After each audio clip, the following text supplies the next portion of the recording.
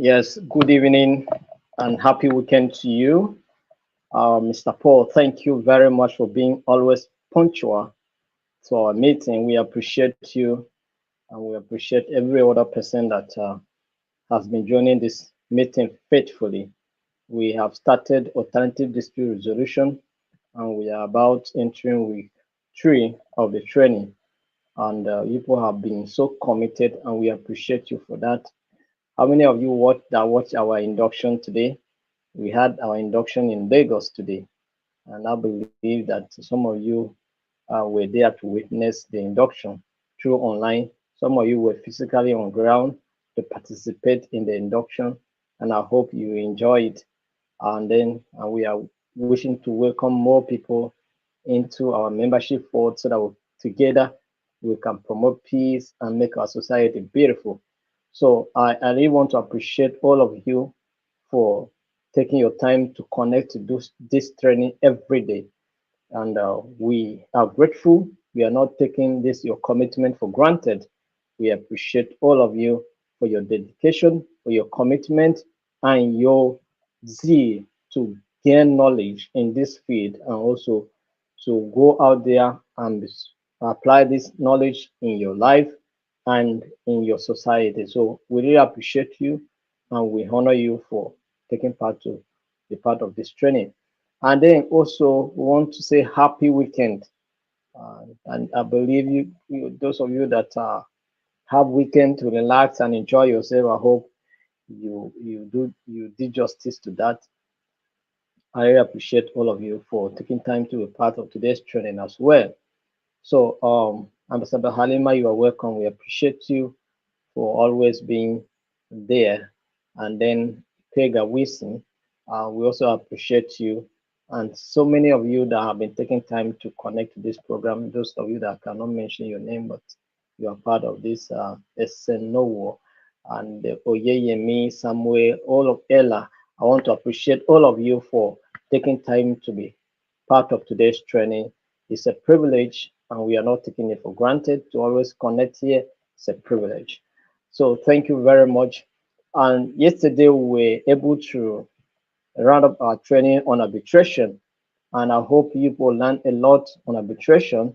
And you know two way now that when you are going into a contract, whether domestic or international business relationship or trade whatsoever, and you don't want to leave it in such a way that if there is any disagreement, you can go to court, then you can make provisions in that agreement, in that contract, that in case of any disagreement, you want this matter to be addressed in so place of arbitration, or should be addressed under the arbitration using uh, the principles of so particular institution, whether ICC or Central or any of them that you may want to use. I hope you will learn a lot in that. So just take your time.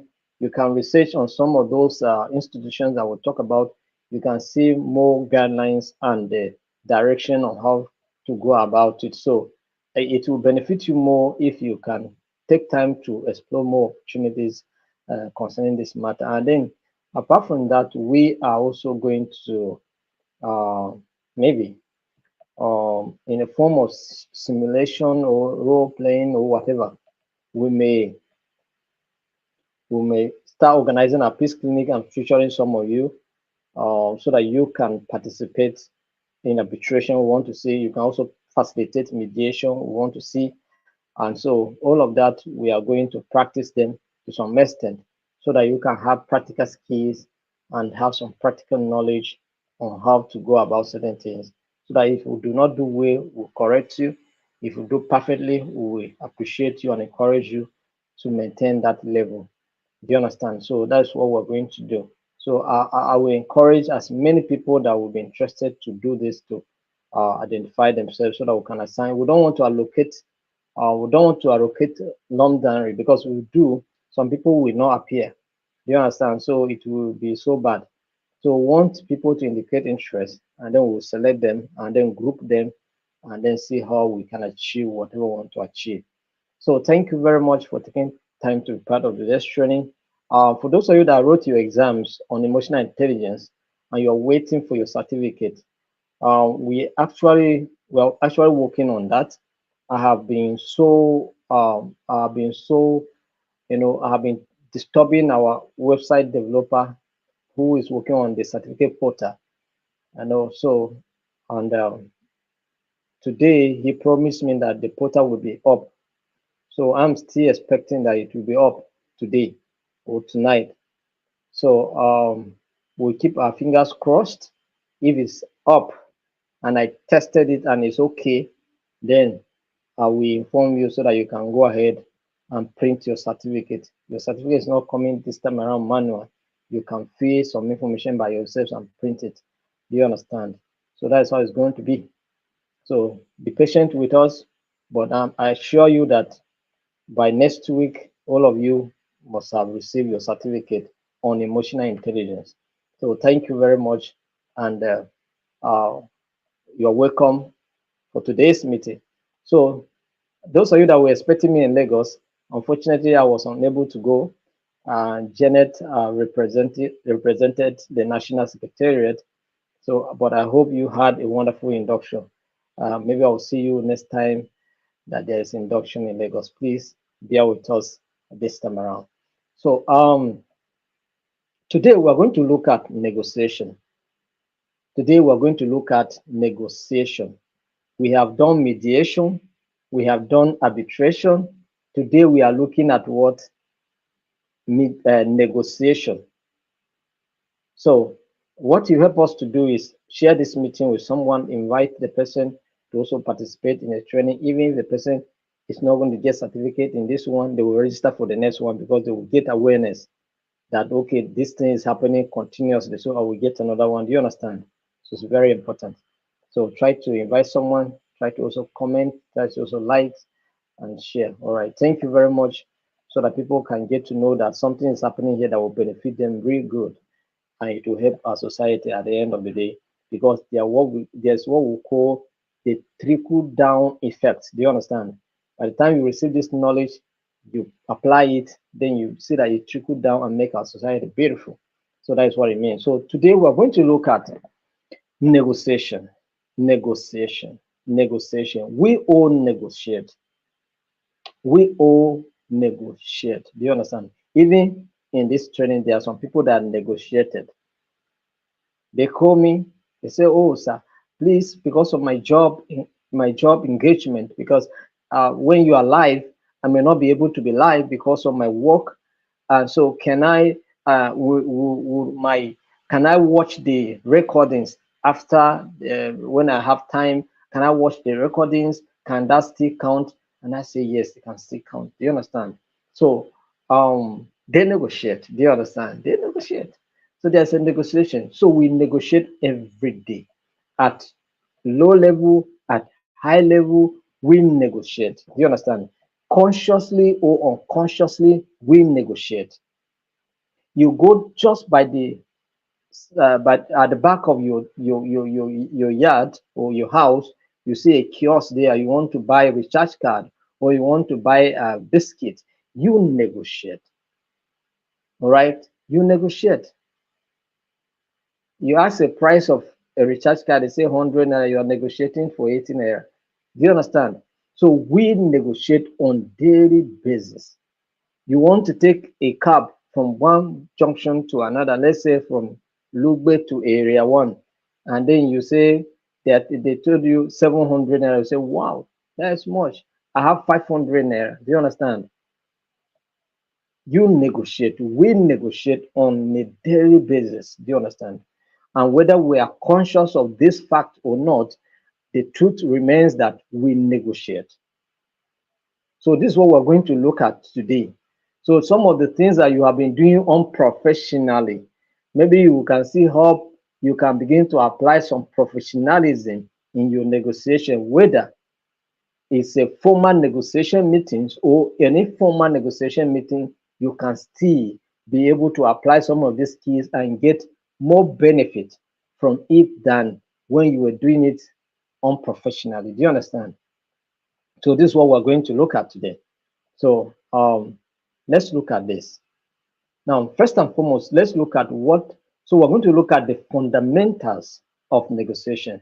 This is what we're going to cover in Unit 1. This we are in Module 4 now, Unit 1, Module 4.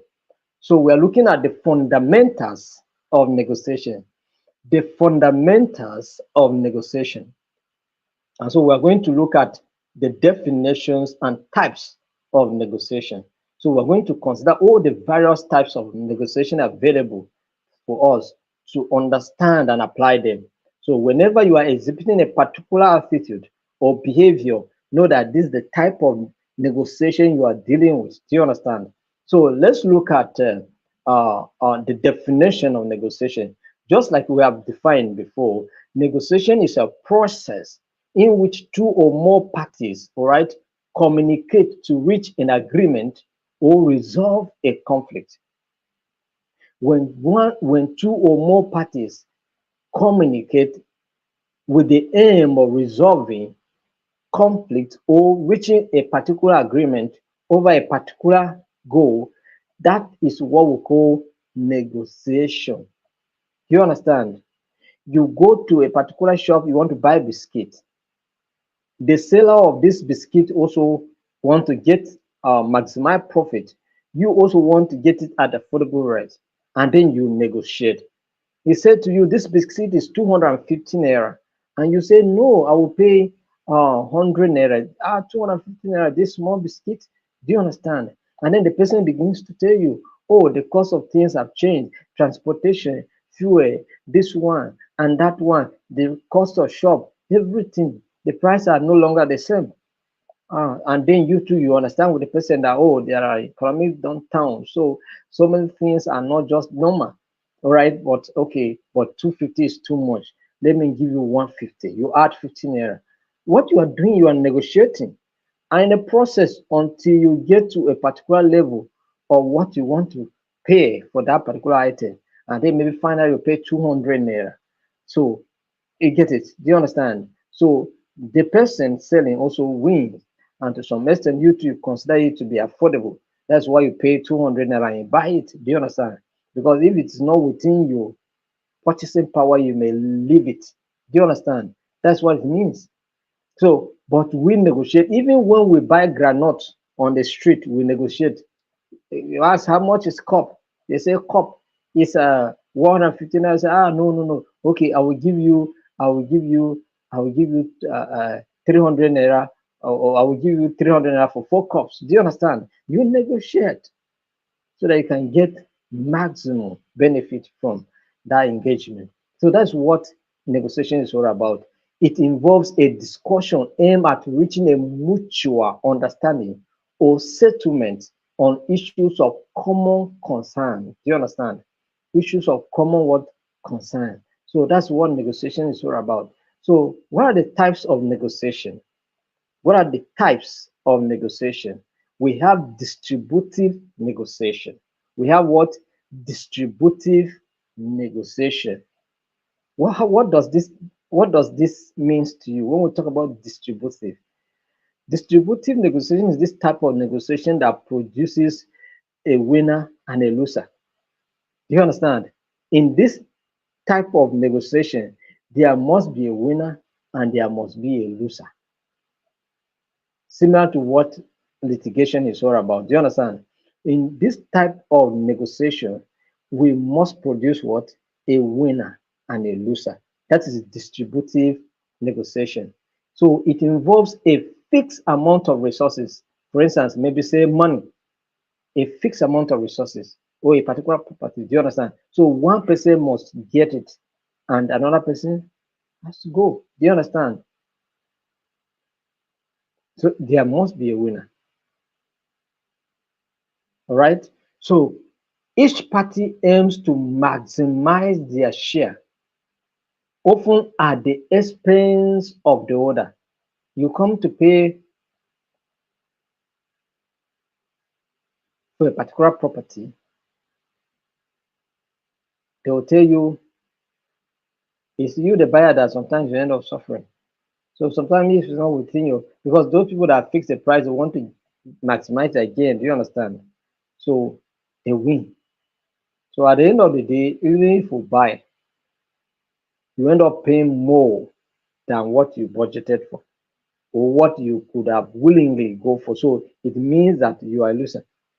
That is because what you budgeted for this, you are paying addition. You understand? So in that sense, it means that you lose it. But assuming you negotiated to a point that you are able to buy at the budget or below that budget, then you are considered that you are winning. You understand? So it is common in situations like haggling over prices. Haggling over what prices? Right? That's bargaining over prices. You bargain over prices until you win. Do you understand? So that's what distributive negotiation is all about. Produces what is a win-lose negotiation. All right. Let's look at integrative negotiation. Integrative negotiation. This negotiation produce two winners. There must be a win-win situation. Do you understand? So in integrative negotiation, parties work together to find a mutually beneficial solution. That is, I'm working for your good. You also are working for my good. We are working for our own good, the best option for us. Do you understand? The best option for us. That's what we're working on. Do you understand? Okay, I also don't want us to go to court. I want us to find a way we can resolve this problem outside of court. Do you understand? If we begin to talk to ourselves like that, then it means that we are willing to help solve our own problems. And that's what we call integrative negotiation. The parties in the conflict find a way that is mutually beneficial to all of them. Do you understand? Nobody is working against anybody here. Everybody is interested with another's interest. Do you understand? Concern. So it focuses on collaborative problem solving and creating values. Solve problems and create values. So at the end of the day, you have reasons to smile home. Do you understand? You have reasons to maintain relationships. That is, we can equally say it saves relationships. Do you understand? From destruction. Do you understand? Because everybody work together to solve problems at the same time. You create values. I mean, value can be relationship can be valued. Do you understand? Values that you are creating. Do you understand? That's what it means. And then you are also promoting peace in a way that it benefits you and the society. So useful in long-term relationships and partnerships. Do you understand what this means? Useful in what? Long-term relationships and partnership. You are into a partnership business with somebody. You understand? So you are always finding common grounds that you can go together. Because you are business partner, you don't want to spoil the relationship here. You want that relationship to continue to benefit all of you. And that is what is your interest. Do you understand? That is what is your interest. And so you look for common grounds that benefit both parties.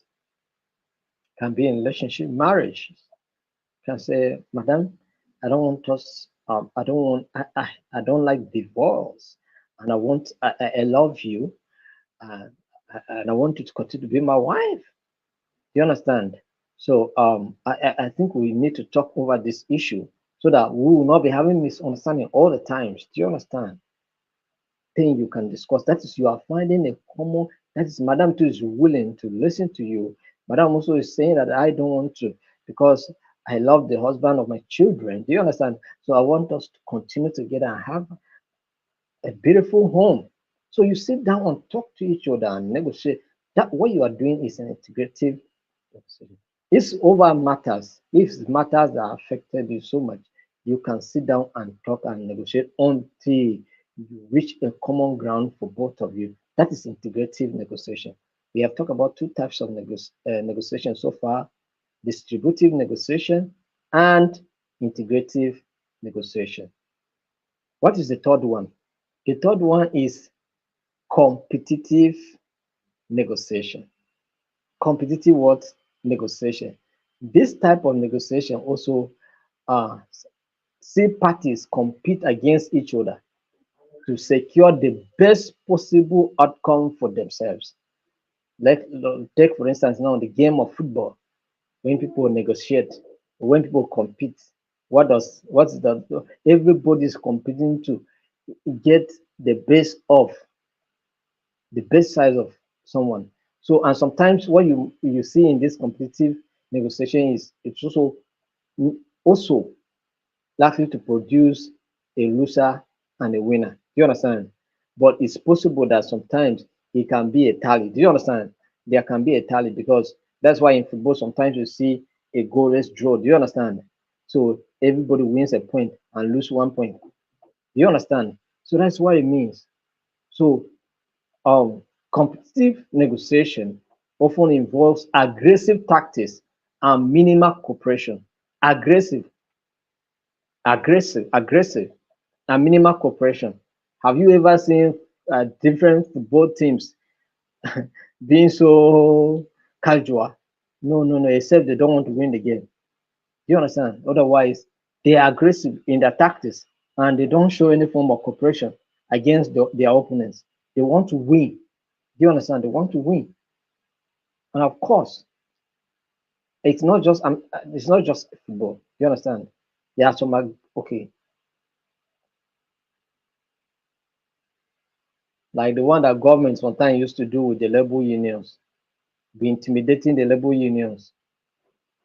You understand? And be deploying all manner of tactics to show them that uh, whatever price I've given them. So just to try and win. Do you understand? So can lead to a strained relationship if not managed carefully. As the relationship between government and the level being so good. Recently, their rebel president was arrested when he was about to go to UK for a meeting. He was arrested. He did not even go again. You understand? So why are they arresting him? Is it a crime for him to negotiate for people that he's leading? You understand? But they say he refused to honor the invitation of the DSS and whatever. Why are the DSS inviting him in the first place? What crime has he committed? How how does he become a threat to Nigerian government? Do you understand? But that's not my business. So, but what I'm saying is that there's this competitive negotiation. Do you understand? So your strength and your ability and the tactics. Sometimes some people can be so violent just to get what they want. They can intimidate you. Do you understand? Deploy such kind of tactics, intimidation, just to get the result of what they want from you through that intimidation. It's a tactics. They intimidate you to fear, and then you give up, and then they won't. But when you stand your ground and say you cannot take that kind of intimidation, I'm not afraid of you. Whatever you want to do, we can do it. Have you not seen people fight in the course of negotiation? They are negotiating over something, and before you know it, they start blowing each other. Do you understand? Why? Because it's a tactics, competitive negotiation. But we are not saying you should be violent, but you can raise voices. I will not take this. I cannot this. Do you understand? It's a tactics, competitive negotiation. Let's look at collaborative negotiation. Collaborative negotiation also sounds like um, the integrative negotiation. It has some element of integrative negotiation. It involves cooperation and open communication between and among the parties. Do you understand? It aims to understand each other's need and interest to find a satisfactory solution, build trust and long-term relationships. So competitive and distributive negotiation have similarities and something in common. Why collaborative and integrative negotiation also have some similarities and something in common. Do you understand? They have some things in common. So we have what we call principled negotiation. Principled negotiation. Principled negotiation. Developed by Roger Fisher and William Ulley in their book getting to a yes, getting to yes. All right. It focuses on interest rather than position. It's not what the customer say it is, or it's not what the other party say it is that it is. What is the interest behind this? If the customer, if the driver says to you the transportation fare from here to that place is 1,000, then you are not looking at that 1,000. That's the problem. But the interest. Why is it that this man is saying from here to one is 1,000? What are the issues? What are the interests? So helping to find solutions that satisfy both parties. It also encourages objective criteria and mutual gains. Objective criteria. Well, sir, you say your money is 1,000, and then he will give you reasons why it is 1,000. If you try to argue, you understand? Tell you how fuel price have increased, and also they will pay union, do this one, do that one. And then after you say all of that, you too you come. So okay, me too, I need your assistance. I don't have money. Can you assist me? I have 700. So so you're not looking at the interest. You are not looking at the position, rather, you are looking at the interest. Everybody have their interest. Do you understand? So it's not a position. So multi-party negotiation. Multi what party negotiation. That is, when we talk about multi-party negotiation, we're talking about where there are groups, right? Or parties in groups negotiating. That is, we come as clan against clan or coming to negotiate over a piece of land. You understand? I mean, maybe there may be another group again. So this is a group negotiation.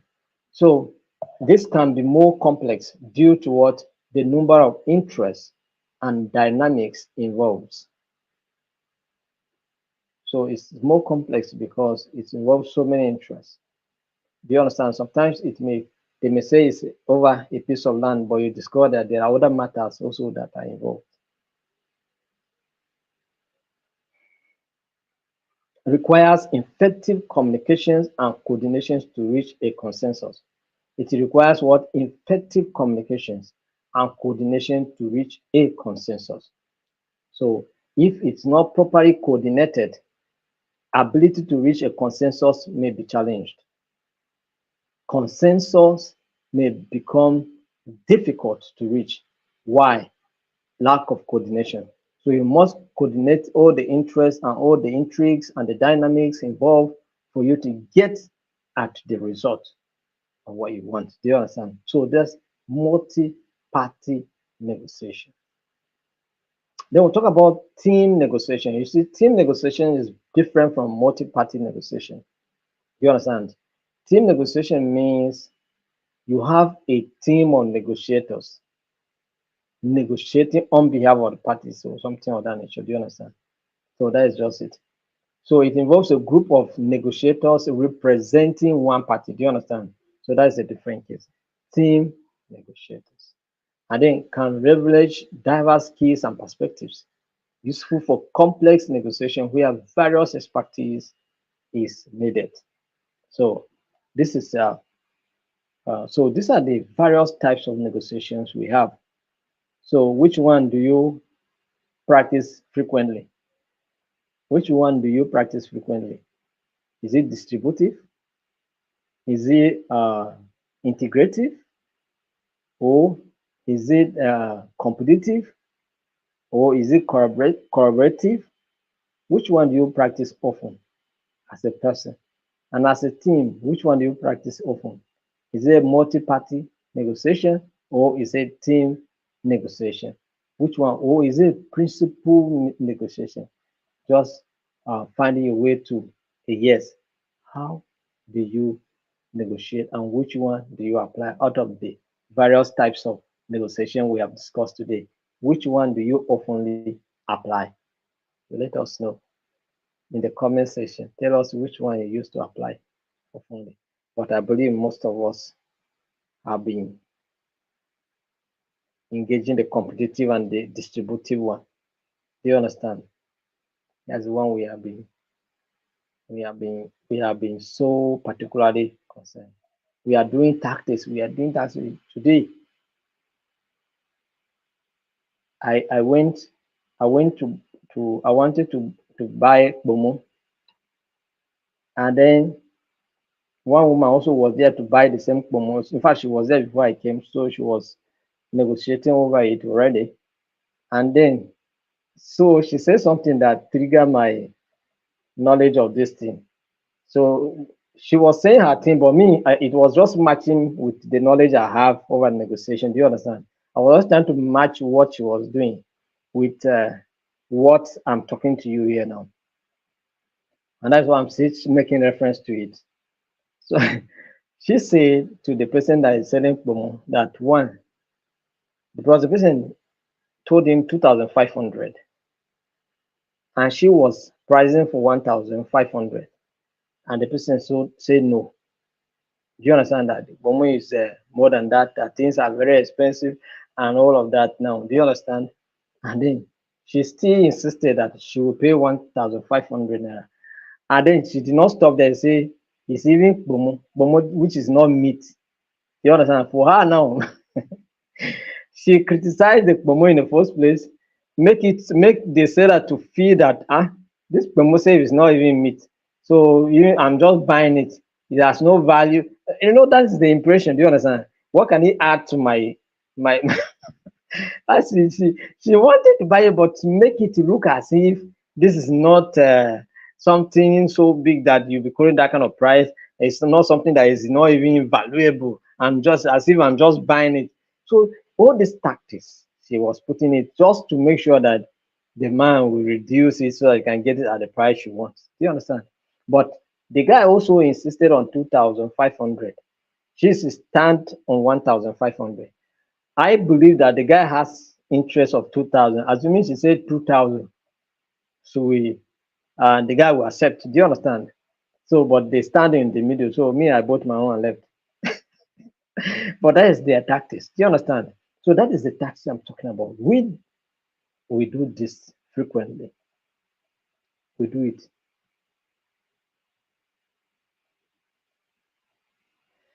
So all in a bid to try to get some favorable outcomes. Do you understand? Negotiation. So whether you're doing it professionally or unprofessionally, know that this is what you're doing. All right, let's look at principled negotiation.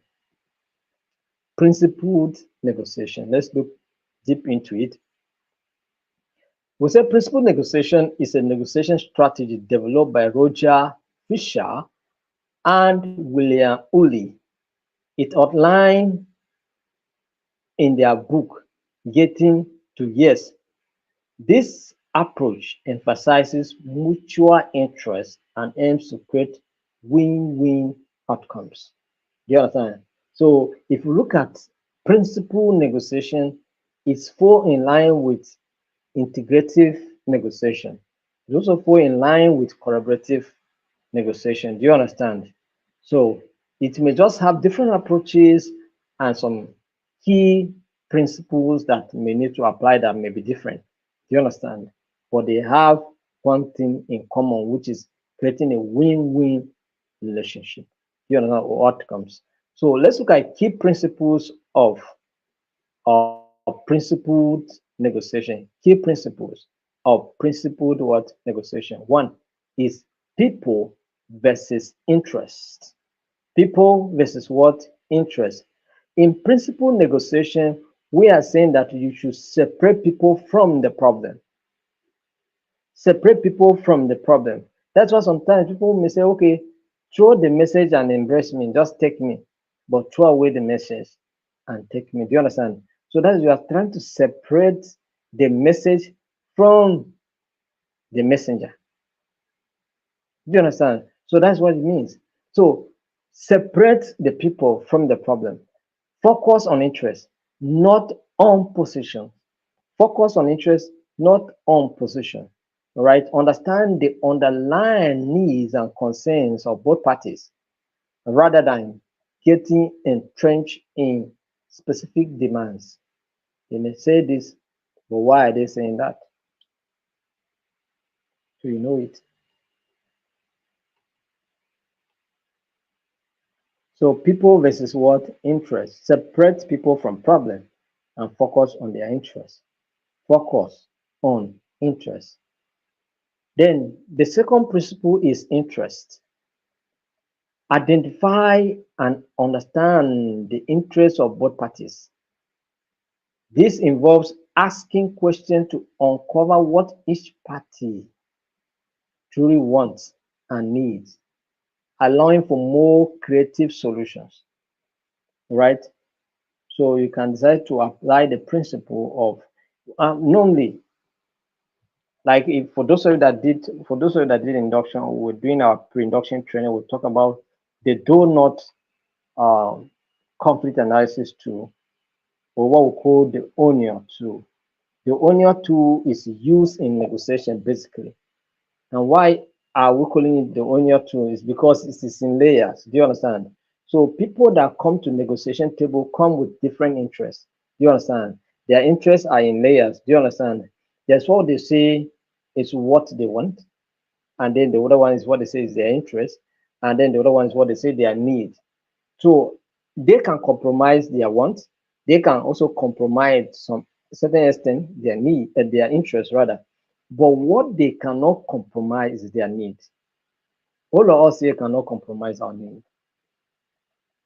That's why if we go to a bookshop to buy a book, and the bookseller say this book is 1,000 naira, you understand? Maybe the seller wants to sell this book at 800 naira, and that is his need, because in that he can get his interest that will cover his transportation and maybe a little benefit of profit. And so he's ready and willing to sell it at 800. So if you give this seller 799 naira, he will not sell it. Why? His interest, his need, rather, his need is what? 800. So if you like give him 799 naira point 50 kobo, he will not still collect it because he has not meet the need. You will turn your back and go, he will not call you. I think you have experienced that. You turn your back with the thinking that let me, if I'm going, you will call me, I will come and buy it. You will go, he will not call you. That is to tell you that his need has not been what met. So once you meet his need, he will give it to you. You understand? That's what it means. So interest, options. In principle, negotiation always create what? Options. Generate a variety of options before deciding. Brainstorm multiple solutions that could satisfy both parties' interests rather than limiting the discussion to a single outcome. If this one did not work, which one? Do you understand? So you don't need to focus on one outcome. If this one will not work, let me, that's why even in this training we give options. If you cannot connect on Facebook, you can connect on YouTube. Do you understand? So you have options. So if you say that I don't use Facebook, you use YouTube, connect there. Do you understand? So that's what it means.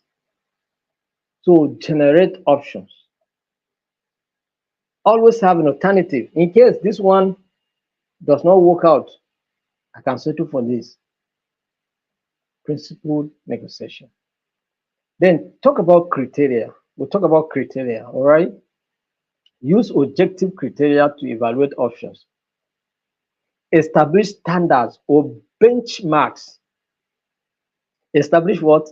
Standards or benchmarks, such as legal standards, industry norms, or expert opinions. You have to have a kind of benchmark. Now, you may say that, okay, if this and this contains this and that, I will go with it. Okay, for instance, now, let me give one a critical example now. You want to buy a very used car. what we call second new. All right, you want to buy a very used car, and then they say this car is 1.5 million naira, and then you say, okay, well, I may be willing to. I will examine the car. If the car have AC and is buy and drive with good tires, I may with a sound engine, I may consider to pay the 1.5. But if the car does not have this, then you have an option. Either you negotiate it to a certain level of amount that you can maybe say you pay 1 million and then you use the remaining 500 to repay the car and fix the other item. Do you understand? So these are the things you negotiate. So, but have options. And then probably you may even have options of buying another car entirely, not even that one. You understand? So these are the things. But have options so that have a benchmark of what that can be in that you can pay or you can venture into that. So to guide decision making, ensuring that the agreement is fair and reasonable. So that is the essence of certain criteria. Do you understand? Then we'll talk about the BATNA. BATNA, that is BATNA. BATNA is an abbreviation that has to do with best alternative to a negotiated agreement. That is the full meaning of BATNA. Best alternative to a negotiated agreement. Now, when it comes to negotiation, like we'll talk about the issue of having options, alternatives, we are saying that you should have BATNA. Why? Why? Because it's possible that the option you are going for into a negotiation may fail. You may not be able to reach that agreement. So, but you can consider the alternative that is still more favorable, and then you go for it. Now, we are saying that you should know your alternatives before entering into negotiations. As I'm going to this negotiation, if it fails, what are the alternatives? You understand? So, understand your best options if the negotiation fails. This knowledge empowers you and provides leverage during discussion. Now, let me give you an example of what I'm trying to say here. You want to buy two properties, maybe building properties, for example, building properties, for instance, now, and then um, there's one that is in a choice location, in a very strategic location, but very expensive, right? And then there's another one, not really in a very strategic location, but quite affordable. Do you understand? But you are interested in the one that is very expensive because of that strategic location. But not that the one that is not in a strategic location also is not in your mind. That one too is part of consideration. But you are going for the one that is in strategic location with the hope that you can get it at a reasonable price. Do you understand? And so you go into it, negotiation. And so as the negotiation progress and you discover that it's becoming so practically impossible for you to reach agreement, you activate the other alternative, which is the option B, which is not in a strategic location but is affordable. You try to also and find out how far. And then if actually you can even buy more, even lesser than what you were budgeting for, you can now switch and buy without minding. Do you understand? So that's what we say. We say best alternative. Which one is the best alternative to the best options that you're going for? That's what we're talking about here. Do you understand? So have alternative so that you can fall back in case you can fall back on in case the best option is not did not go away. Do you understand? That is it. So let's look at the advantages of principal negotiation. Advantages of principal negotiation is collaborative. That is, encourages cooperation and understanding, fostering positive relationships, right? Creative solutions, right? Another advantage of this is that by focusing on interests and generating options, it can lead to what innovative agreements that satisfy both parties. Fairness, using objective criteria helps ensure that the outcomes are equitable and justifiable. Do you understand? So these are the advantages of principal negotiation. So where do you apply principal negotiations? Principal negotiations is applicable in various contexts, including business negotiations, conflict resolutions, labor negotiations, and personal disputes and personal work disputes. So these are the areas that you can apply principal negotiation: business engagement, conflict resolution, labor negotiations, and personal disputes. You can go and apply this principle and it will work for you. Let's look at some of these things I will talk about in details. Let's look at the partner to some level, to some certain extent, and then we'll be looking at ZOPA. ZOPA is also an abbreviation, that is ZOPA. ZOPA, do you understand? And then we have the partner, we have the ZOPA. So the partner will say is best alternative to a negotiated agreement, right? So what is ZOPA? ZOPA is what we call zone of possible agreement. Zone of possible agreement. Now, let's try to understand these two concepts or two acronyms. Let's see what they mean. Let's see what they stand for. Let's see how their role in negotiation. Let's see their impact in negotiation. So partner, like I have explained before, refers to the best course of action a party can take if negotiation fail and an agreement cannot be reached. So which one is the best option you can take should in case what you are going for did not work? Do you understand? You want to become a doctoral fellow of the institute, but we tell you that you are not qualified. So which one are you going to fall into? Full member, fellow, senior member, or associate? Depends. Do you understand? So these are the things. To have an option in case they refuse to award me doctoral fellow, I can still go and manage fellow member. Do you understand? And then upgrade later. Is it not so? So have a best alternative, all right, available. Let it be there. So what is the importance of this? What is the importance of this? That's what we call empowerment. That is, knowing your partner gives you privilege in negotiation. It gives you privilege. It empowers you to, you can walk away in any negotiation that is not working for you. Do you understand? You can decide and pick another options and then move. So as it helps you understand your options and set a baseline, that is a line that you cannot cross. That you cannot go below this. And you cannot go above this baseline. Do you understand? For what you are willing to accept. Then we'll talk about decision making.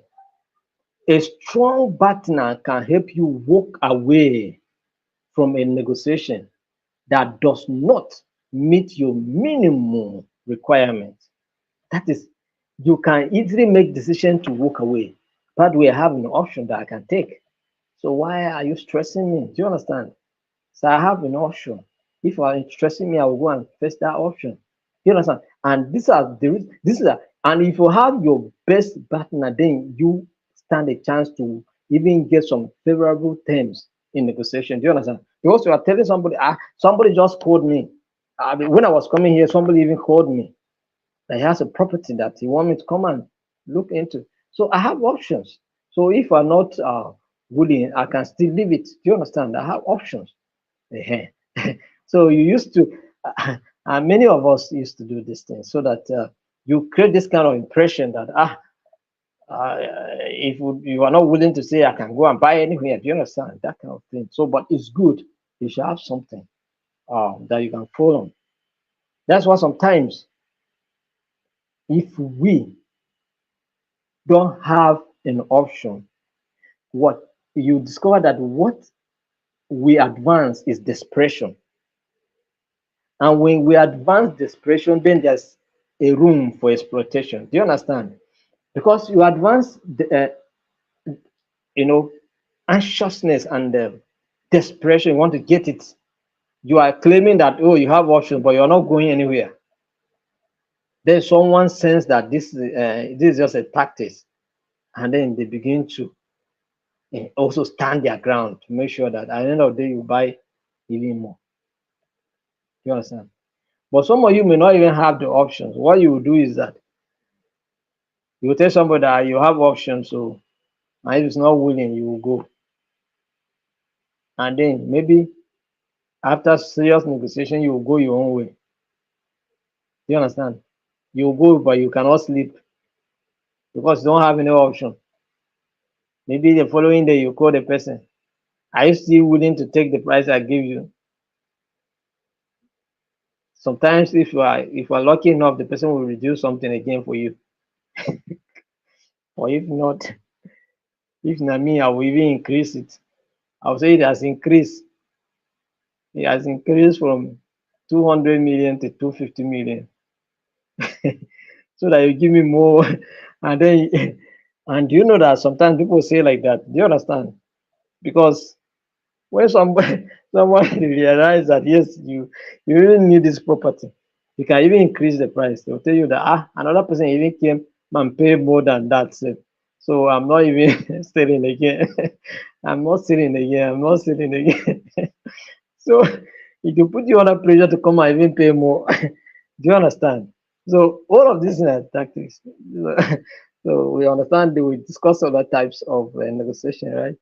To don't understand, as you are also doing your own, another person is also doing so. So better have an option that you can walk away without looking back. Once you look back, you will be like a Lot wife. Do you understand? For those of you that are Christian, that Lot wife. Do you understand? Once you look back, you enter one chance.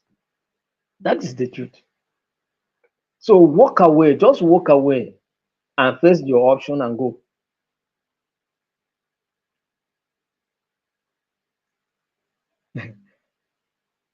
You know, sometimes you negotiate even fair with somebody, and then even when they call you to come back, you refuse that you are not coming. Carry your car and go. I will enter another car. That's your options. Do you understand? And you walk away without looking back. Even when they call you to come and pay what you give them, you still say no, I'm not. For the fact that they stress you, say I'm not entering your car again. You can go. Go to here. I have another option. I can enter another car and go my own way. Do you understand? I'm just using some simple examples to give you things that we do on a daily basis. Do you understand? Some of the things we do, we don't think they mean anything, but these are the things. Maybe you have the concepts today. Best alternatives. Have it. So whenever you're going to a negotiation, even if it's a property you want to buy, have options available. Should in case the best one that you want is not working now, choose the next available alternative that you can fall back on. You want a land in Asokoro, but you don't have the means. Then you can fall back in Sabon Lugbe, or you can even go to Piakiasi. Do you understand? And get a land there. And if you don't even want to, you can go to Suleja. You understand? So that's what it means. But have an option. All right. Don't just go into negotiation without option. You may be under pressure too. You may be anxious, and there may be desperation. Do you understand? There may be desperation, and then you end up paying more, and you'll be exploited. Do you understand? So, assessment of offer. By comparing proposed agreements to your partner, you can evaluate whether the offer on the table is better than your alternative. Because it's possible that what you are coming for can even give you something even better and affordable than even the one you were thinking that is in the option. It's possible like that as well. It's possible because some sales may be this distress sale. Okay, so you get something better. You can get a car better than even if you go and buy a new one. Get a very used car, but it's going to be cheaper and better than if you go and buy a new one. Do you understand? That is, it will benefit you. You discover that you look at it and then you find no difference because there are some cars that you buy. Somebody just buy you 2, 3 months or 6 months, it's still okay, and then maybe under some form of pressure, they say, I get with somebody, I want to sell this car. Do you understand? You buy it as neatly as you buy a new car. So that's what I'm saying. So sometimes you can get something like this. Your options, when you compare it, you discover that oh, you are even getting something better at affordable price, and so there's no need to even look at your partner again. Do you understand? That's what it means. So I hope you guys are following me, and I hope we're having a conversation, we're having a discussion here. So let's look at ZOPA. ZOPA, zone of possible agreement. Zone of what? Possible agreement. We have what we call ZOPA, and what it means is the range or area where the interest of the negotiating parties overlapped. Do you understand? So it represents the set of potential agreements that both parties would find acceptable. Now, we'll talk about over. That is, now you have negotiated to a point that you have your interest over you know overlapped. Do you understand? Do you understand? So now what this means is that there is possibility for agreement. You are seeing my hand. Do you understand? There is possibility for what? Agreement. But when there is no overlap, then there's possibility that there will be no agreement. And if there must be agreement, it means that you have to negotiate further. Do you understand? For you to reach that agreement. So ZOPA is the range or area where the interests of the negotiating parties overlap or meet. Right. So let's look at some components of this ZOPA. Reservation price. Reservation price. For instance, now you are discussing there's a price you want to. That is, maybe somebody say 10,000, but you are also putting in your mind that well, if they can come down to 8,000, I'll pay. Okay, the other person too is targeting that if you can only give him 8,000, he can say. Do you understand? So in this case, what you are happening here is overlapped. That's what called ZOPA. That's a point, a zone of possible agreement. But sometimes it may not really be that 8,000 in mind, but maybe you come close to what the person wants. Maybe let's say 7,500. The person may want 8,000, but there is that 7,500. It still means that the person is still within the range of possible agreement. Do you understand the range? So the person can still accept. Do you understand? So that's what we're talking about here. So reservation of price. So you have that in your mind. So each party has a reservation price, which is the least favorable point at which they will accept a deal. The ZOPA exists between these reservation prices. Do you understand? So once those reservation prices are, that is what you are saying, that I cannot go higher than this. And the seller is also saying that I cannot go lower than this. So, but to both of you now, you have, there's a range, a gap that you can see comfortably give without minding. Do you understand? And you can accept a deal. Do you understand? That's what we're talking about here. So overlapped. If there is no overlap between the parties' reservation prices, there is no ZOPA. There's no zone of possible agreement. It means that no agreement. And then we have that the meaning here is that An agreement cannot be reached without further negotiation or concession. So either you concess or you negotiate further. Do you understand? You go into a concession or you do what? You negotiate further. So that's what it means. So the importance of ZOPA is that it guides negotiation. Understanding the ZOPA helps negotiators identify potential solutions that satisfy that can satisfy both parties. Focus. It allows negotiators to focus on areas where agreement is possible. Do you understand? Reducing time spent on proposals that fall outside the ZOPA. So that's what it means. So these two concepts, I hope you understand what we try to explain here, the partner and the ZOPA. So partner provides a fallback option that enhances a negotiator's position and confidence, while ZOPA identifies the range within which an agreement can be made. Do you understand? Within which an agreement can be made. Together, this concept helps negotiators strategically navigate discussion and aim for mutually beneficial outcomes. So I hope you are following me and I hope you are understanding me. So let me see if you are following and you are understanding me.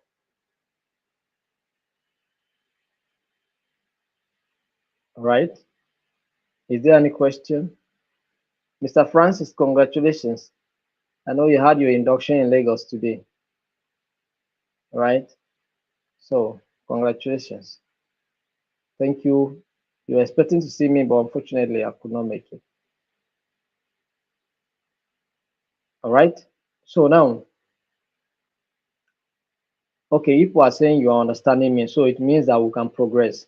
But do wait to share this meeting with somebody and invite the person to also participate in this training, and also do way to comment to share. All right. So do way to do that. Um,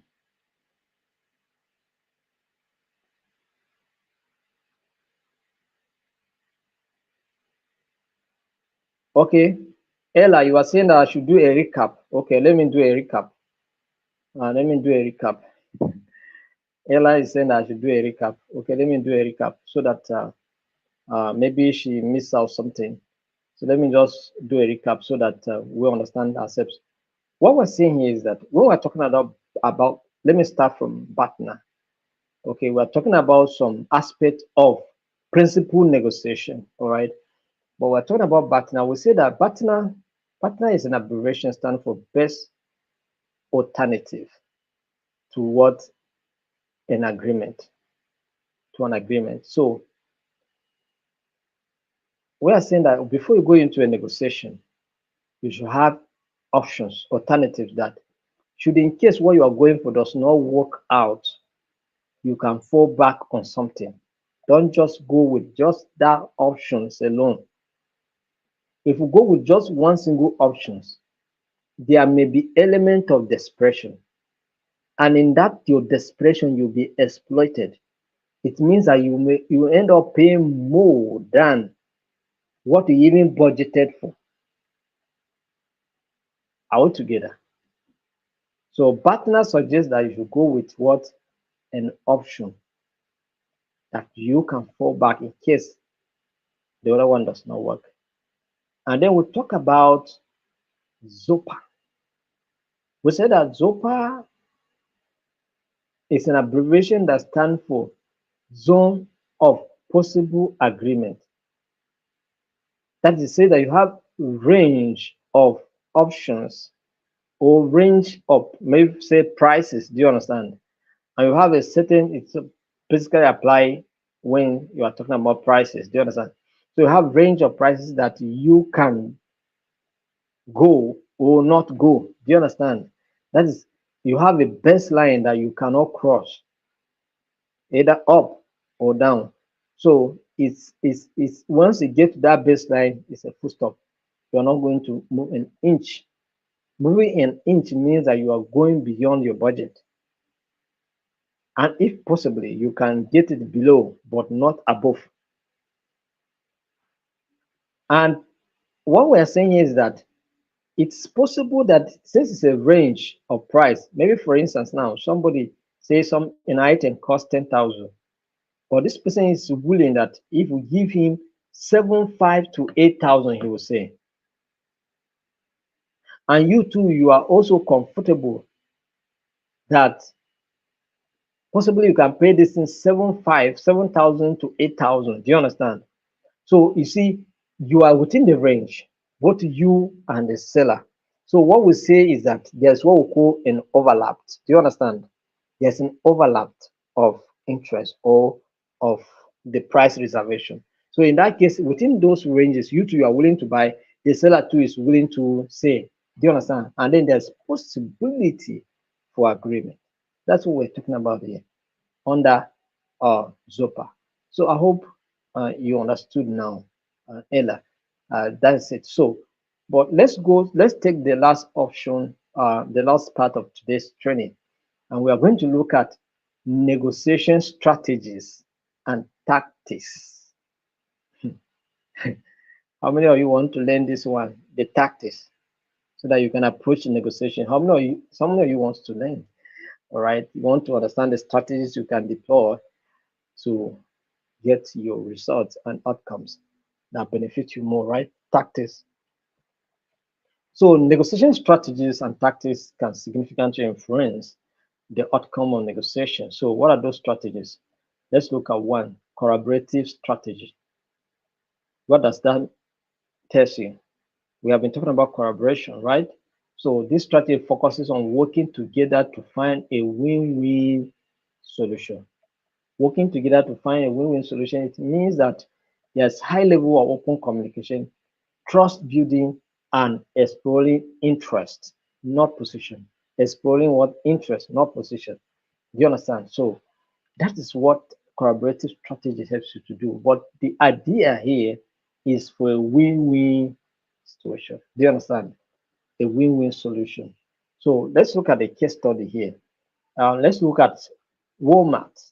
Walmart and Pro- Procter and Gamble, right? Procter and Gamble, that's PG. You know, these are popular companies that you know now. Walmart and Procter and Gamble. All right, let's look at a scenario. Walmart wanted to reduce inventory costs, while P&G aimed to maintain strong sales of its products. So, what's the approach here? Both companies collaborated to develop a new inventory management system that leveraged real-time data sharing. They collaborated to do what? To introduce or develop a new inventory management system that leverage what? Real-time data sharing. So what is the outcome here? How does this benefit both of them? This partnership led to reduced costs for Walmart. Walmart also, you know, cost was reduced, and at the same time, it helped P&G also to increase their sales. Do you understand? Showcasing how collaboration can generate mutual benefits. That's what it means. So let's look at number two strategy, which is competitive strategy. Competitive strategy. This strategy involves a win-lose mindset. A win-lose what? Mindset. As you're going into a negotiation, either I win or I lose. The other person too is coming into that negotiation table. I am winning or I'm going to lose something. Do you understand? So that's the mindset. No matter how you speak faith, no matter how you speak faith, so for those of you that do faith work now, or let me say for those of us that do faith work, because I am also a person of faith. Do you understand?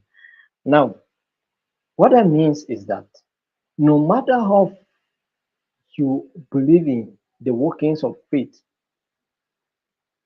you know that there is a place where either you win or you lose. Do you understand? And that's what we call competitive strategy. And so you go into negotiation with this mindset of losing or winning. So, and one party may try as much as possible to maximize his own gain at your own expense or you at the other person's expense. So let's look at the case study. Negotiations over a sports franchise. Negotiation over what? A sports franchise. Let's look at a scenario. A city was negotiating with a sports franchise for a new stadium. The city wanted favorable terms while the franchise aimed for maximum financial benefit. Maximum financial benefit. Now, listen carefully. I may even be tempted to ask you a question here, so I'll hear you respond. Now, the approach. The franchise took a hard line stand. That is, the franchise took a hard line stance, demanding significant public funding and concessions. Demanding what? Significant public funding and concessions. Outcome. The city ultimately agreed to some terms, but at a higher cost than initially planned. The competitive approach led to tension and public backlash, impacting future negotiations. Now, what's happened here is a kind of the city trying to do something without any other alternative, no partner. Do you understand? So they were compelled to pay high, assuming they were having options, they will opt out. Do you understand? And then look for a value. But in this situation, that city had no option. So those people capitalize on that and then make them pay for it and make serious concessions and then also allocation of public funds. Do you understand me? Funding. So that's it. Principal negotiation is also a strategy. This strategy focuses on interest rather than position, promoting fair agreements based on an objective criteria. So let's look at case study. The case study we talk about one case study, and I don't know whether some of you may be conversant with this case, but it's uh, one of the celebrated outcomes of negotiations in the globe. Do you understand? We're talking about the Camp David Accords, the Camp David Accords of 1978. That is, this negotiation was done between over the conflict between Israel and Egypt. You understand? Israel and Egypt. Now, we told you that in principal negotiation, you are not looking at the demands, you are looking at the interest. Now, look at what happened here. Negotiation was done in such a way that Egypt was interested in their territorial boundary. Do you understand? What they wanted was to avoid the Israel encroachment in their land. Territorial limitations was what they want to achieve in that negotiation. Do you understand? Now, Israel also wants security. They wanted to be guaranteed that they are secured. And let me give you another example to demonstrate this fact that this agreement that was the interest of these two parties. Israel respects the territory of Egypt as we speak today. You understand? They respect their own territory. Egypt is concerned about the security of Israel because that was part of the agreement. Because it was very possible that the neighbor countries that are seem to be enemies of Israel can use Egypt too. So this was an opportunity for them to make sure that they get what they wanted. And if you look at what happened of recent during the former president of Iran, what happened when they released missiles to Israel? Egypt said they helped in intercepting those missiles. That is to remain committed to that. That is, Egypt is telling you that they remain committed to that agreement, to that negotiation. You can see what happened there. Israel, they were fighting, but the fight was not a problem. There were certain interests that were on ground, and Israel's interest was security. Egypt's interest was what? Territorial boundary. I get the point now. So we say in principle negotiation, you focus on interest rather than the demands or the positions. You understand? So scenario negotiation between Egypt and Israel over peace terms, right? Approach. Mediators emphasize the underlying interests of both parties, that is security for Israel and territory for Egypt, rather than their entrenched positions in the fight. So outcome, the negotiation resulted in a historic peace agreement demonstrating the effectiveness of focusing on mutual interest. I get a point now. So now anchoring. Anchoring also is a strategy. And how do you anchor? For those of you that uh, uh, see how they anchor ships in the sea, you see they put either a metal and then they anchor the ship. They tie it there. Do you understand? So it remains there. So even if the waves come and panta it will still remain because it's being anchored. Do you understand? Now we have what we call anchoring. Anchoring. That is on the basis that you are basing negotiation on something.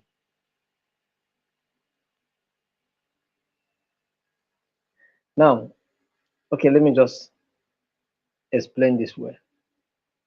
This tactics involves setting a reference point, a reference word point to influence the negotiation. The first number presented often serves as an anchor that shapes the negotiation. Now, for instance, what we're saying here simply is that anchoring means if we go to buy a particular item and they say this item is 1,500, that 1,500 remains what we call the anchoring. Do you understand? Remains what we call the anchoring. That is, the negotiation is going to anchor around this 1,500 and it's going to be a point of reference so far as that discussion is concerned until agreement is achieved. I cite an example of a lady that wanted to buy Pomo this evening, right? She insisted, she was also roving around because the guy told her 2,500. She gave 1,500. And they kept discussing until I bought my own and left. Do you understand? I didn't even know how they concluded it. But she too was going to remain in that place.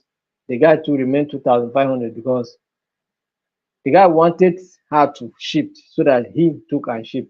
But so far as he refused to shift, the guy to maintain her ground, maintain his ground. Do you understand?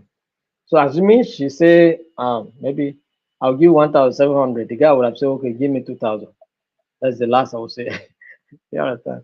So this kind of thing. So, but I want to tell you that the 2,500 the guy called remain the anchoring in this case. It's a reference point. So any first figure or amount or whatever that you have called remain the anchoring. If and that's why our Igbo brothers they sabi this one. If you go to buy something in their shop, they put a higher price so that no matter how you negotiate rich, they will still win something. Do you understand? That's what it means. So, anchoring. So, case study, salary negotiations. Scenario, a candidate seeks a jobs offer and states a desired salary significantly higher than the market average. You understand? Work for a particular job, federal inland revenue say your salary for month is as a starter it should be 1 million, and then they feel that as a starter 1 million that is too much. But what we can do is that, and then we begin to negotiate. But that 1 million you call remains the anchoring. Do you understand? Once you mention the first figure you mention remains the anchoring. So whatever discussion, and it doesn't matter how long the discussion lasts, you will still go back and hammer on that. Someone will even tell you, when you came, I told you 1,000. I even gave you discount from that 1,500. I'm saying you should pay this. Do you understand? You're still making a reference to that 1,500. Anchoring, right? So by anchoring high, the candidate set a reference point that influences the employer's subsequent what offer. Do you understand? So the employer offers maybe 200,000, and then you begin to discuss. So the final offer, though lower than the candidate's initial request, it is still above the market average. It's illustrating how anchoring can shape perception and outcomes. So if we go, that's why when the labor union were discussing negotiating with federal government, they said, well, how much did they call? Was it 300,000 as minimum wage, right? 300,000. At the end of the day, they settled for what? 70,000, right? So that's what it is. Settled for 70,000. I don't know why 70,000 is what they want anyway. I bet they did not have any choice. But 70,000. 70,000, they have not started paying yet. Too. Government, they say government should not increase fuel a year. Well, I think they have increased it. Even 70,000 has not been implemented or partially implemented. Let me not say not completely implemented. It's maybe partially implemented. Do you understand? So, partner utilization.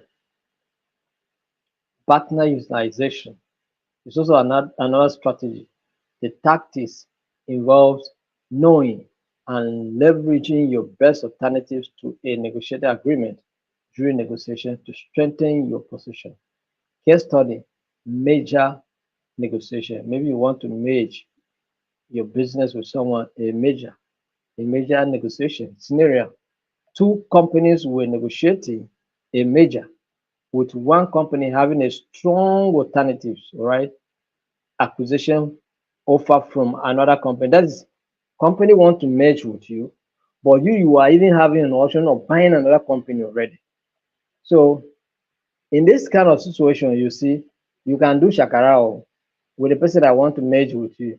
You can tell them that, in fact, you may not even merge at the end of the day because you have another option of buying another company that is struggling, and then instead of merging, you buy it. Do you understand? Do you understand the thing? So in this kind of scenario, what happens? You have an option, and this will make you to get some favorable terms. Do you understand? So the company with the alternative use this information to negotiate better terms, knowing they could walk away if necessary. So the final major agreement included more favorable terms for the company with the partner, demonstrating the power of having a strong alternative. Demonstrating the power of having what? A very strong alternative. Do you understand? So that's what it is. So time pressure. Time pressure. We also have another strategy that is called the time pressure. How do you use time pressure here? Use time pressure to also get some terms, favorable terms. Do you understand? So this tactics involves creating a sense of urgency. Hey, I'm in haste, I'm here, I don't want to waste time. Yeah. So if I'm not going, I'm going. Oh. If I'm not going, I'm moving. It's 1,000, 1,000. If I'm not serious, I will go. Maybe you just finish in a particular program and there is crowd, there's so many passengers, and then if we, and their means of transportation is not much and all of that, and so the driver is saying, please, I'm moving, I cannot wait. Do you understand? I want to catch up with some. Before you know it, they say 1,000, 1,000. You rush in because one, the driver is rushing. Two, is giving you that sense of scarcity of means of transportation. Do you understand? Because so many passengers are around. Do you understand? Do that kind of, so two things. So sense of urgency. You know, maybe you want to travel, you want to, some of you that have properties, you want to say, and then move out of Nigeria, you want to relocate to Europe, for instance, or America, and then there's a property you want to say. Do you understand? And then the time of your schedule for flight is also, the time of your departure is coming near, and this property has not been saved. You understand? So you yourself, you put yourself under pressure. That's number one, and then you will even be compared to say lower than the price you want to say, because time pressures. Either you put it on yourself or someone put it on you.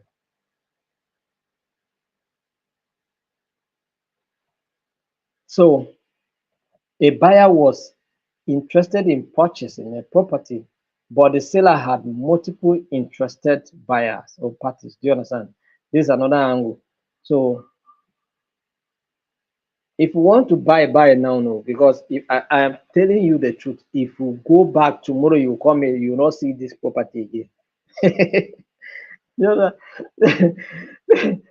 if it's my house brother, they will tell you, wallahi talai, if you just take a step, because I have other candidate that people that I queue up with.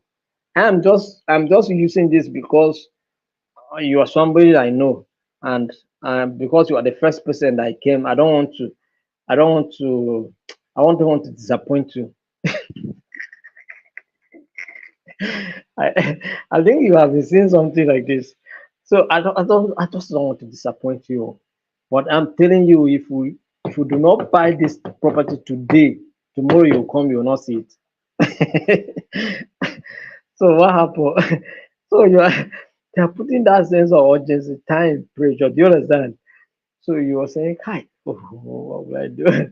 You go and borrow money to come and pay property. Kai. eh. But that is the approach. Time pressure. Do you understand this thing? So anytime you see things like this should reflect in your mind. Time pressure. But the person may not necessarily be lying. Do you understand? It may not be a lie. It may be genuinely that actually there are other people that queue up for the same item. Or maybe you want to rent a house, and then they are telling you, if pay this rent today, if you, tomorrow you may not get it to, because there are other people that are calling agents. Do you understand? So you have to pay, and then you pay all manner of conditionalities. You pay, um, what do you call it? Service charge. You pay caution fee. You pay, you pay what do you call it? Lawyers fee or whatever. You pay all manner of things simply because others are coming. So these are the things. So that is time pressure for you. So the seller emphasizes that other offers were on the table and set a deadline for accepting offers. Do you understand? So the buyer felt pressure to act quickly and agreed to terms that included a higher price than initially planned. This case illustrates how time pressure can affect decision making and leads to favorable outcomes for the party applying the pressure. Do you understand? So that is what it means. Let's look at concession. Concession, this strategy involves making concessions to build goodwill and encourage reciprocal or reciprocation from the other party. Right? It can foster a cooperative atmosphere. All right. So this is what it means. So concession, that is, let's look at the union contract negotiation, like the labor union or ASU union or whatever. they make some concession. They, okay, instead of increasing our wages, all right, no problem. Let our wages remain the same, but let the condition of work, let their condition of work be improved. Do you understand? So these are the things. Let their condition of work be improved. Change offices, make the lecturing board digital boards, and get public address system so that we'll not be shouting. You know, give the lecturer hazard allowances and all of that. Do you understand? And then their wages remain the same. This is concession. That is to concede your wages for your welfare to be improved. Do you understand? For other welfare, that is work conditions to be improved. Do you understand? So I don't talk much on that. Framing. The tactics involve presenting information in a way that influences perception and decision making. The way an issue is framed can significantly impact how it is being received. Hmm. Okay, you see the flooding that took place in Borno. That's a devastating situation, right? Now we all know that it's devastating, but there is a way someone will frame that thing that it will appear to you as if there's no human being left in Meduguri again. They will frame it to appear as if no animal survived that flooding again. That is, they will make it to appear in such a way that, as if you see the way Al Jazeera used to report the conflict between Palestine and Israel. That's what I'm talking about here. Al Jazeera will frame story to appear as if no Palestinian is remaining. Oh, they are even seeing food to eat. You understand? So that more aid will come, go the Palestinian way. So that it create this kind of empathy, sympathy. That is the present issue in such a way that it will attract sympathy. Do you understand? Framing. Very, very serious. Framing. I don't want to talk the other one. If I talk the other one, some of you may not be happy because I have some people here that are working in those areas, so I don't want to talk it. But this kind of dangerous framing, do you understand? But what we are saying here is that you can frame something in such a way that it's possible that it cannot be negatively attributed. Do you understand? But it can benefit. So the last one we are going to look at is silence and listening strategy. Silence and listening. Have you ever deployed silence and listening strategy? Somebody is hoping that you will say something and then you keep quiet. They do. They say and do all manner. You didn't say not even a word. You did not utter a word. You just maintain your silence. What are you working on? What is your strategy? What are you trying to achieve? They themselves will talk it and come back down themselves, the other, and then you grab it. That's what that's what it means. So using silence effectively can create discomfort for the other party. Do you understand? This one, women and husbands, Sabi use one, this one, do you understand? Will just be quiet. Greeting. Will you eat? Quiet. Are you sick? Are you fine? Until so he put pressure on you, so to a point that you have to, my dear wife, if there's anything, you let me know. You understand? Begin to calm down, begin to talk sweetly, so that by the time you hear those sweet words, now if you want to even aid your opinion or aid your pain, they will still tolerate it. But when it was hot, when it was hot, assuming you say something, it will scatter. Do you understand? But now that they are calmed down, you have put pressure. That is your silence. Have put pressure on the person that will come back and begin to talk softly with you. Do you understand? So that's what it means. So sometimes there are some issues that may make you to keep quiet. Somebody is wondering, what is this one? Where is this man?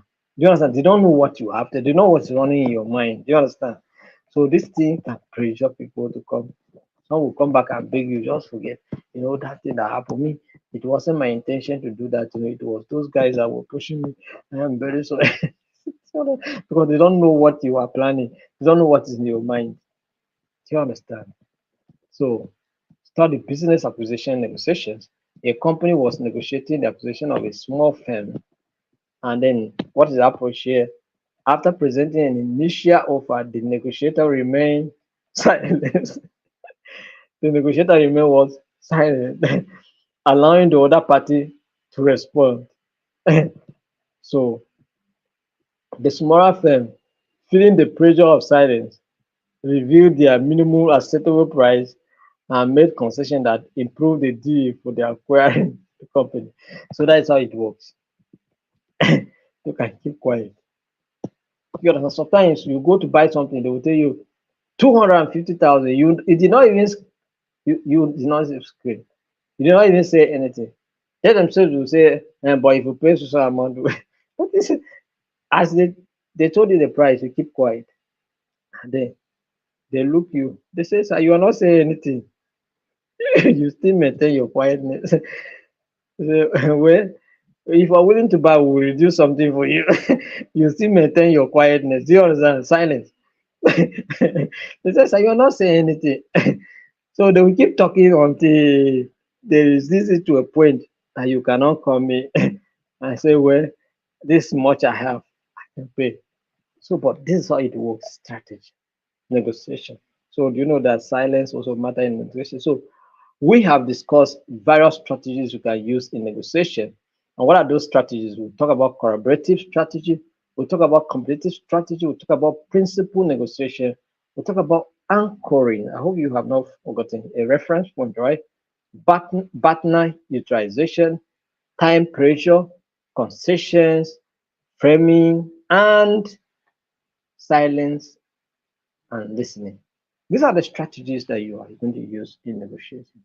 So today, start activating them and start being professional in your approach to issues. Thank you very much. I hope you had a wonderful time in this training. All right. Uh,